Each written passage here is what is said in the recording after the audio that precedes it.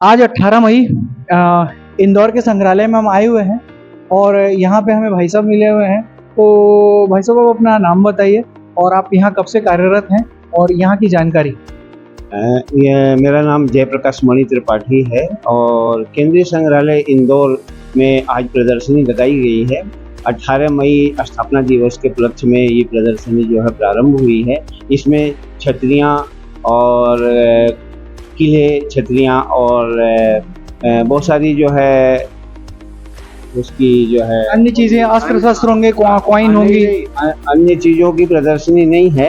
Actual क्या है, छतरियाँ हैं और कुछ भगोरिया की भी चीज़ें हैं और मांडू के जो है बाज बहादुर रूपमती के भी जो है कुछ पेंटिंग लगी हुई है जो आपको क्रम से दिखाई देगी। जी त्रिपाठी जी, क्रम से आप जानकारी दीजिए, हम कहाँ से प्रारंभ करें इसे। ये यहाँ से सिंधिया की छतरी है, शिवपुरी से प्राप्त हुई है। ये शिवपुरी में ये छतरी सिंधिया जी की जो है बनी। इसी श्रृंखला में हम आगे बढ़ते हुए इस तरफ ये नई गढ़ी का किला जीरा रीवा से प्राप्त हुआ है, वो उसकी पेंटिंग जो है इसमें बनाई गई है। मध्य प्रदेश से में ज्ञात अज्ञात स्मारकों की छाया चित्रों की प्रदर्शनी है। पुरातत्व दृष्टि से मध्य प्रदेश का एक विशिष्ट स्थान रहा है। मध्य प्रदेश में इस विभाग को लगभग 500 राज्य। दारू का किला 15वीं सदी, किला नीमच से प्राप्त। यहाँ आप देखेंगे कि महाराजा शुभकर्ण की छतरी दतिया, यहाँ जो है बेतवा नदी के किनारे छतरी ओरछा मध्य प्रदेश। ये भी जो है राघवगढ़ का किला है और कटनी से प्राप्त है। तो इसका संबंध कहीं दिग्विजय सिंह जी से भी? हाँ, दिग्विजय राघवगढ़ पूरा दिग्विजय सिंह के राजघराने से ही। आप देखेंगे कि मोती महल और रानी महल बजरंगगढ़ का किला 16वीं और 17वीं शताब्दी। ये मुगल मराठा पीरियड का जो समय है, इसी समय जो है ये छतरियाँ बनी थी। से ये किया गया है। राजगढ़ पहले से 17वीं 18वीं सदी का जो इसमें लगा। किसानगढ़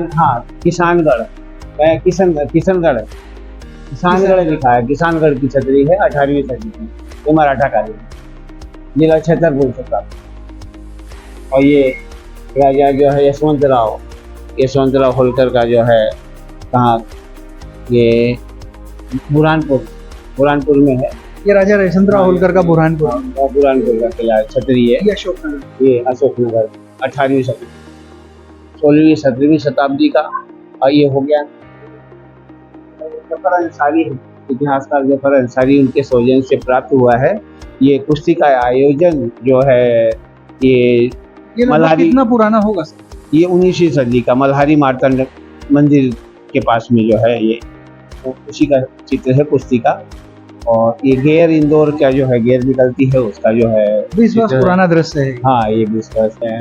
16वीं और 17वीं सदी में ऐसा दिखाई देता था। 16वीं और 17वीं सदी में ये राजबाड़ा इसी तरह से जो है के और उसको रखा गया था और उसके सामने खाली स्पेस था। ये बावड़ी चंदेवा दतिया का है 17वीं शताब्दी। चंपा बावड़ी नहीं है, बावड़ी मॉडल है। अब ये गढ़ी मल्हारगंज छतरपुर की छतरी है। छतरपुर 16वीं 17वीं सदी की सुरक्षा प्राचीर बजरंगगढ़ का किला, परौन के जिला शिवपुरी 18वीं सदी। ये इधर जो है हवेली रोनो शिवपुरी का 17वीं सदी। अब यहाँ देखिए 17वीं सदी। इस तरह से विभिन्न यहाँ पर छतरियाँ हैं और इनकी संख्या लगभग कितनी होगी? 15 से 16 है। 15 से ये 15वीं और 16वीं सदी की और 16वीं शताब्दी का है। पालमपुर महल है 17वीं शताब्दी। शोरपुर, ये उधम माधोपुर के पास में है शोरपुर, वहाँ से रानी रूपमती की साहब। और ये जो रखे हुए हैं अब केंद्रीय संग्रहालय में जो विभिन्न 19वीं सदी और 20वीं सदी के जो है सजावट की चीज़ों को प्रदर्शन किया गया है। और 1923 में केंद्रीय संग्रहालय इंदौर की स्थापना नवरत्न मंदिर जो लालकर कला में हुई थी और उसके बाद जो है 1965 में ये बिल्डिंग बनाई गई और यहाँ स्थानांतरित कर दिया गया। और केंद्रीय संग्रहालय में विभिन्न पूरा वस्तुओं को संग्रहित करके अलग अलग दीर्घाओं में इसका निर्माण किया गया और उसको कालक्रम के अनुसार प्रदर्शित किया गया। मतलब ये नौलखा चौराहे और इसके जीपीओ चौराहे के मध्य में 1965 से है। हाँ, 1965 से ये बिल्डिंग प्रारंभ हुई थी। पहले ये स्वतंत्रता संग्राम सेनानियों का स्थल रहा है और 1857 में शहादत खान ने भी जो है यहाँ एक तोप है उससे जो है रेसिडेंसी पर गोला छोड़ा था, तो केंद्रीय संग्रहालय के सामने गेट के सामने जो है प्रदर्शित है। और यहाँ पूरा वस्तु पूरा दीर्घा इंडेक्स दीर्घा में तो ये प्रदर्शनी लगी हुई है और पूरा दीर्घा है, पूरा दीर्घा में पूरा वस्तुओं का संग्रहित करके प्रदर्शित किया गया है, जिसमें जो है मानव जीवन के विकास की कहानी से लेकर के सम्राट अशोक तक की जो है खुदाई से प्राप्त चीज़ों को प्रदर्शन किया। अब उसमें जो है खरोशी भाषा में लेख भी है।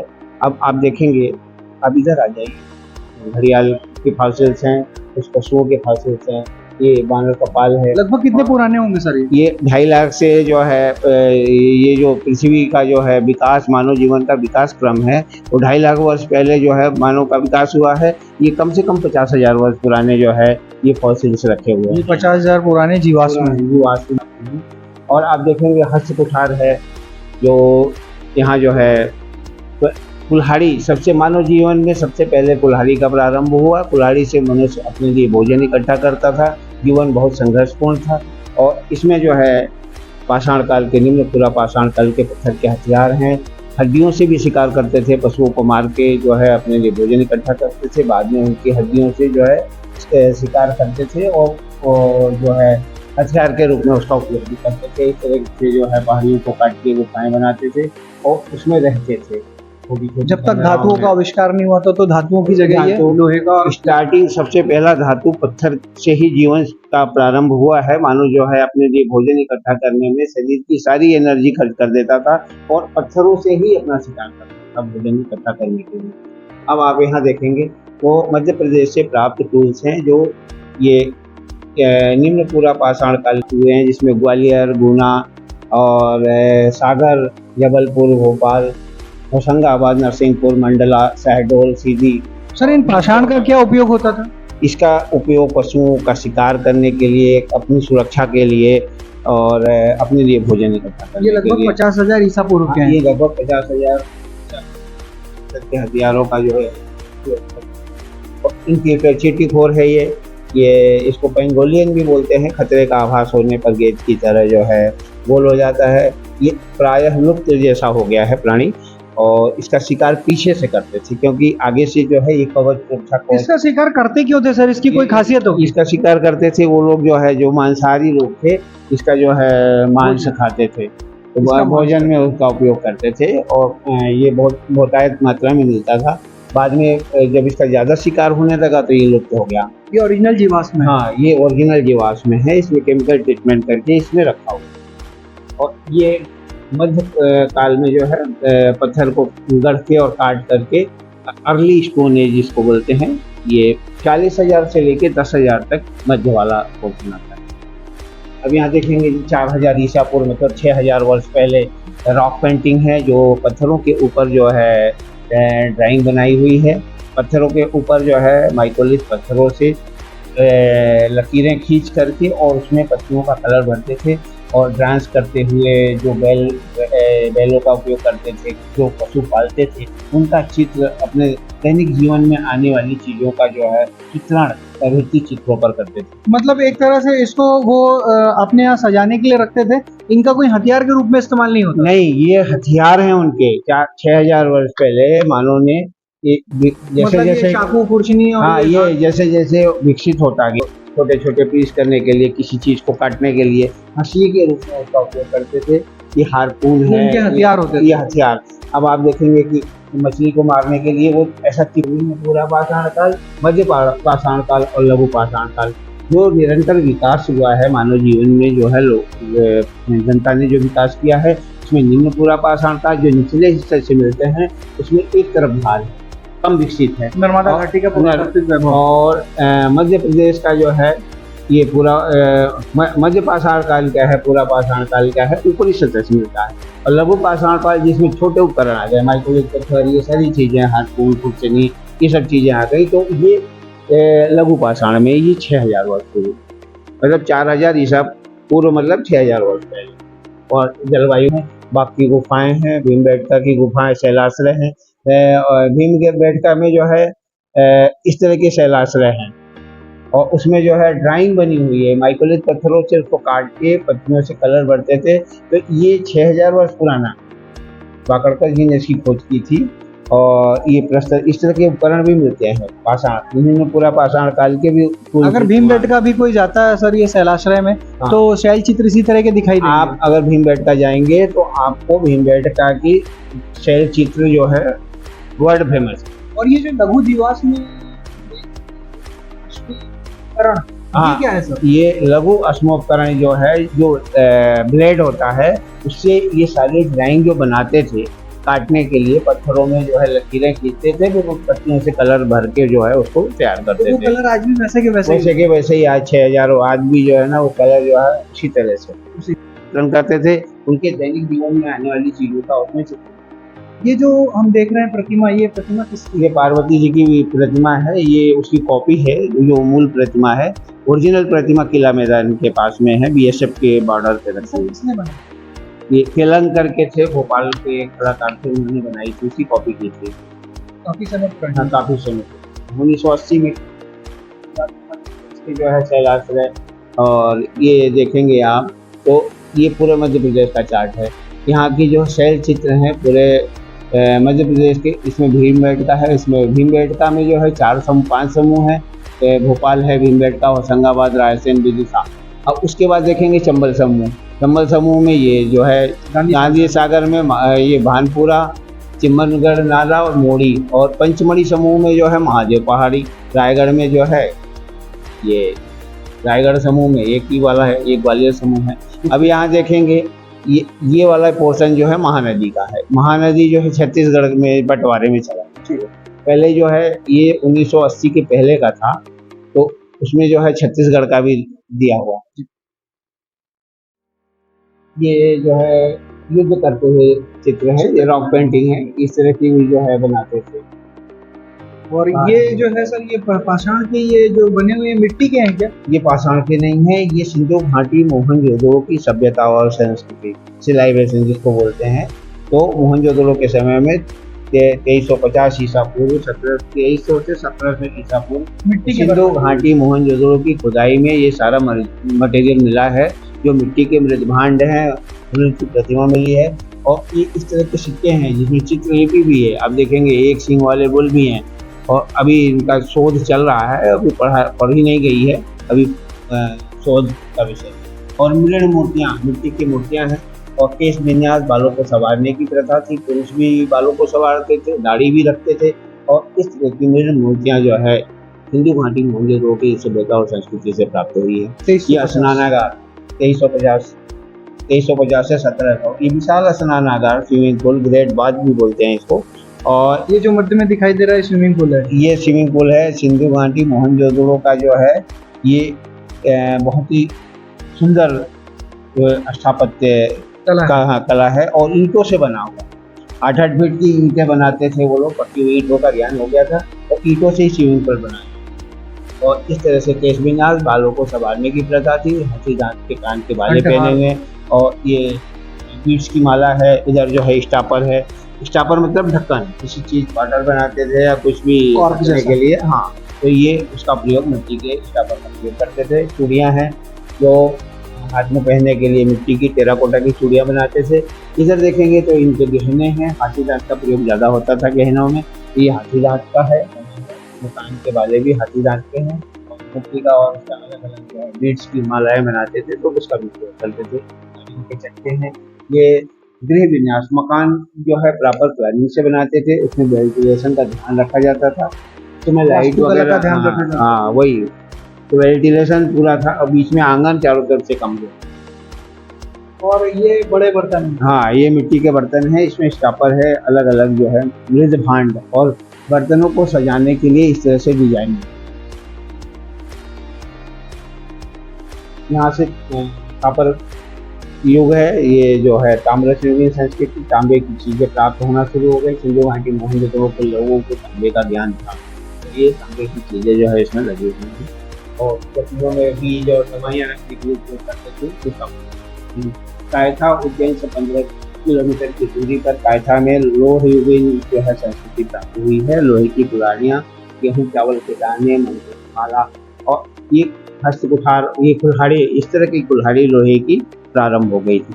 पत्थर से अब लोहे पे आ गए थे और ये एक मानव जीवन के विकास की कहानी दिखा रहा है। लोहा धातु के पहले इन्होंने कॉपर का, हाँ कॉपर था, उसके बाद लोहा जो है 35 वर्ष पहले जानकारी हुई उसकी। और ये प्रथम काल से लेकर के और ये 600 ईस्वी तक का जो है ये चार्ट है विकास का। कायथा संस्कृति, आहार संस्कृति, मालवा संस्कृति, फिर ऐतिहासिक संस्कृति, सुंग और कुषाण कालीन। कुषाण काल में मृण मूर्तियां बनना शुरू हो गई थी। मृण मूर्ति मतलब मिट्टी की मूर्ति। और ये गुप्त काल। हाँ, और ये संस्कृति में जो जितनी भी संस्कृति का विकास हुआ है और जो मिट्टी के बर्तनों को अलंकृत करते थे, सजाते थे, और मृण मूर्तियाँ जो है मिट्टी के बर्तनों में जो है जो डिजाइन बनाते, दौड़ते हुए हिरण का भी चित्र किया है जो इसमें दिख रहा है। और ये कम से कम जो है 3500 से लेके 2500 वर्ष पुराना है और आज भी उसका कलर वैसे। मालवा में जो हम देख पा रहे हैं सर, ये चंबल नदी, शिप्रा नदी, हाँ, पार्वती नदी, ताप्ती नदी और महेश्वर के बीच से होती हुई माँ नर्मदा। हाँ, ये सारी नदियों के किनारे जो भी संस्कृति सभ्यता विकसित हुई है या और मानव जीवन ने जो संस्कृति सभ्यता का विकास किया है, नदियों के किनारे ही सारा इन नदियों के किनारे जितनी भी भारत में नदियां हैं, मध्य प्रदेश में जितनी नदियां हैं, मालवा में जो खुदाई में जो भी चीजें मिलती हैं सारा नर्मदा घाटी के किनारे मिलती हैं या फिर चंबल के आसपास, लंगवाड़ा, शिप्रा, हाँ, नदियों के किनारे जो भी संस्कृति सभ्यता विकसित होती है सारी नदियों के किनारे, क्योंकि पानी, पीने का पानी जीवन के लिए जो आवश्यक है और वो नदियों से प्राप्त होता है। और ये जो है एक पिंडल है 2500 से 2500 वर्ष पुराना, और इसमें जो है बुद्धकालीन जो है ये पिंडल है, इसको वाकरकर जी ने खोजा था। अब आप ध्यान से देखेंगे तो उनके सामाजिक जीवन कैसा था, मतलब सेठ साहूकारों द्वारा एक लड़काओं का भोग करते हुए, मतलब वो विलासी जीवन जीते थे, वो इसमें दिखाने का प्रयास किया। बहुत ही रेयर है, कमल का पुष्प बना हुआ है और ये लड़काओं का ये नृत्य करते हुए आकर्षण दे गई है, और ये जो है सेठ के जो है उसके हाथ में लिए हुए हैं। अलग युग है, फिर ताम्रश्रेणी है, फिर पूरे ऐतिहासिक, ये सारे जो है चार्ट हैं। जैसे कोई संस्कृति और सभ्यता विकसित होती है तो एक पूरी की पूरी लेयर होती है। अब आप इसमें देखेंगे पाषाण युग उसके बाद सिंधु घाटी मोहनजोदड़ो का जो समय के जो मिट्टी के पात्र वगैरह होते थे ताम्रश्रेणी, वो महेश्वर नावदा टोली, हाँ, महेश्वर नावदा टोली में भी जो है मिट्टी के बर्तन इस तरह के जो है प्राप्त हुए हैं। फिर ताम्रश्रेणी संस्कृति इधर जो मिट्टी का अस्तित्व था, ये सिंधु घाटी मोहनजोदड़ो का समकालीन है इंदौर। और इंदौर में जो है समुद्री शंख के अलंकरण प्राप्त होते हैं। इसे ये पता चलता है कि बिहार से गुजरात का लिंक था और गुजरात से अहमदाबाद और गुजरात से जो है तो सर पहले आजाद नगर को समाधान कहते थे क्या? नहीं, आजाद नगर को समाधान नहीं कहते थे, आजाद नगर में समाधान मिला है। समाधान मतलब बच्चे का कंकाल मिला है, 12 साल के बच्चे का एक कंकाल प्राप्त हुआ है जो मेडिकल कॉलेज को सौंप दिया। और ये नदी है, ये सरस्वती नदी या कान्हा नदी जिसको बोलते हैं, ये नदी है, खान नदी भी कहते हैं कुछ लोग। और इसके आसपास ये बस्तियां थी, बौद्धकालीन लोग भी रहते थे, तो बौद्ध युगीन बस्ती भी है जो वहाँ दिखाई देती। पाइप पे लगाते थे और मिट्टी के बर्तनों को टुकड़े पत्थर लघु उपकरण है। और 2004 की खुदाई में सिंधु घाटी से प्राप्त हुए हैं। 1923 में जब खुदाई हुई थी, मार्शल और कनिंगम और ये 8 लोगों की जो टीम थी, उस समय खुदाई में जो भी मटेरियल मिला है उसमें ये मटके जो है हमारी डिपार्टमेंट को मिले। मूर्तियाँ ये सारी प्रारंभिक समय में जो है इस तरह की पाषाण से मूर्तियां- बनी मूर्ति। पाषाण की नहीं है, ये मृण मूर्तियां, मृण मतलब मिट्टी की बनी हुई। स्टार्टिंग में मिट्टी की मूर्तियों का प्रयोग करते थे, ये सारी मिट्टी की मूर्तियां। मृद भांड मतलब मिट्टी का भांड, ये भी सारी मृण मूर्तियां। इसमें देवी की देव और जैसे देवी की पूजा करते थे तो इस तरह की मूर्तियां बनाते थे। और ये जो है कपल जैसे दिख रहे हैं, मेल फीमेल दो, जो शिव पार्वती बना करके उसकी पूजा। ये red ware, grey ware, black ware अलग अलग मिट्टी के बर्तन में पॉलिश करते थे। अब यहाँ देखेंगे तो कसरावत से क्राफ्ट है, पूरा सामग्री है जिसमें जो है खरोष्टी भाषा में एक है। खरोष्टी जो लिपि है उसकी जो भाषा है वो पाली है। ये सम्राट अशोक के समय में कसरावत से प्राप्त हुई थी। ये बहुत युगीन बस्तियाँ थी, क्योंकि सम्राट अशोक बौद्ध हो गया था बाद में, तो उससे बहुत युगीन बस्तियों का ये वो मिलता है। और बाकी बर्तन हैं, चक्के हैं, और ये भी इसमें भी खरोष्टी भाषा में जो है लिपि में लेख लिखा हुआ है, उसकी भाषा पाली से मिला है। तो ये कुल मिला के मूर्तियों और ये पाषाण के विविध प्रकार के फॉसिल हैं। ये हड्डियां हैं। हाँ, ये जीवाश्म है। मानव जीवाश्म। मानव जीवाश्म नहीं है इसमें लकड़ी का है। फिर इधर जो है हीम फॉसिल्स है, ये वनस्पति फॉसिल्स है, और बाकी बोन फॉसिल्स है। अलग अलग पशुओं के, छोटे पशुओं के भी हैं और बड़े पशुओं के भी हैं। मुद्रा विथिका की दाहिनी ओर मानव संस्कृति में इतिहास मुद्रा में विथिका का महत्वपूर्ण स्थान रहा है। सिक्कों की कहानी यहाँ से प्रारंभ होती है, और यहाँ पर चावल और आप देख रहे हैं कि शायद ये अनाज का भी कुछ बने हुए मुद्रा के रूप में उपयोग होने वाले सिक्के हैं। इसके बाद ये आहत पंचमार्क सिक्के दिखाई देते हैं, जिनके अवशेष यहाँ पर लगे हुए हैं। आहत सिक्के, पंचमार्क कॉइन्स यहाँ भी आपको दिखाई देते हैं, जिनके अवशेष यहाँ लगे हुए हैं। ये शायद धातु के सिक्के हैं। ये आयरन और पीतल और तांबे जैसे दिखाई देने वाले सिक्के हैं। इसके बाद ये जनपदीय सिक्के आते हैं। जनपदीय सिक्के भी यहाँ पर अवशेष के रूप में लगे हुए हैं, और ये दिखाई देते हैं तांबे के जैसे। यहाँ से हम आगे बढ़ते हैं तो हमें 300 से 100 ईस्वी सन के भी सिक्के दिखाई देते हैं, जहाँ पर चित्रों को मुद्रित किया गया था। यहाँ पर ब्रह्मा जी जैसी आकृति और अन्य देव देवताओं की हाथी की और अन्य चित्र मुद्रित दिखाई देते हैं। इसके बाद रोमन सिक्कों का समय आ गया।